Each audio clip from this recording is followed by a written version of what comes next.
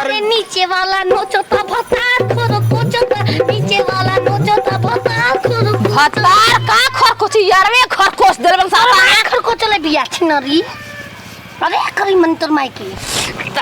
अरे नहीं पागल नहीं न पागल नहीं खुद का मत मरबू हो जे कुल हो जाए छिनाराज के बात से भोज भात ना चल भाग जी भाग हमारा घर आके अजुए भोज भात बंद कर भोज भात हम ते याद हई कि हम तो सास आई तो जे लगू तो ये नाच का मतलब थोड़े बा है का कहती अरे दुकान लगा कुछ के बुद्धिए नहीं के कहो का एक भाई ए साइकिल पे बैठा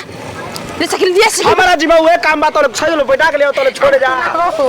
एलिया चल कोन बात अब घर ही में जौन गाड़ी चले गई चली कोनो गाड़ी ना चली है पागल पैदा करी पागल बिया था पहले पैसा कमा जाती चिमनी पर हेमलेट की ना तब गाड़ी चलाए बिना गाड़ी चले हेमलेट काम ना चलाए अच्छा तू ड्राइवर लाइसेंस लेके लोग गाड़ी चलाइबू जा कहन घर में गाड़ी चले कौन चलाए गोरिया चलो बता तुम कौन गाड़ी चलाइबू चला हरामजादी आय मत हम घर में फुकटन तो द्वार पर आय ना रहा आयो माय माया तर तर आइर ने के पतो है त गोर दबाई